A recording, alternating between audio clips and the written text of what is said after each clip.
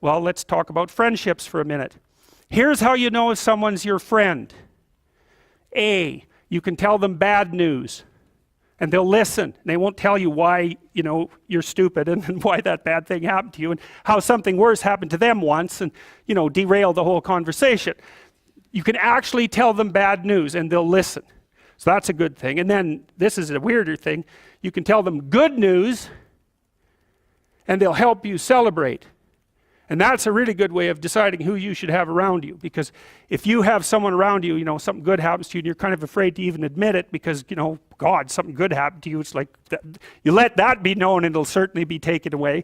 So, you come out and you sort of tell someone half-heartedly that something good happened to you and they give you a whack and then talk about, the great thing that happened to them 3 years ago, or worse, the great thing that happened to someone that they knew 3 years ago. It's like, go away from that person. They're not helpful to you, and they're not helpful to themselves either. And so you want to surround yourself, you got to think about this.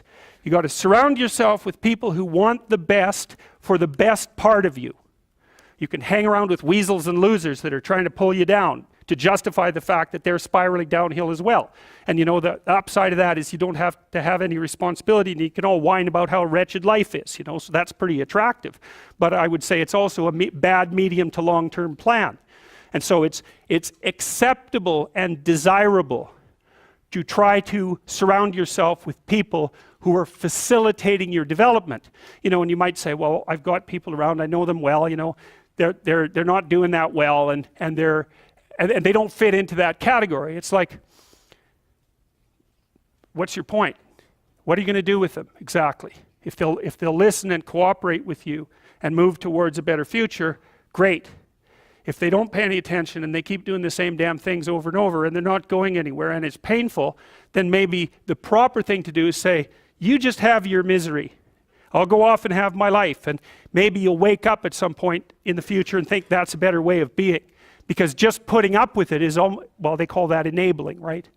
You put up with that sort of behavior, you're providing tacit consent for it and even tacit approval. It's like, it's a bad idea. You have, I would say, both the right and the responsibility to surround yourself with people who are good for the best part of you.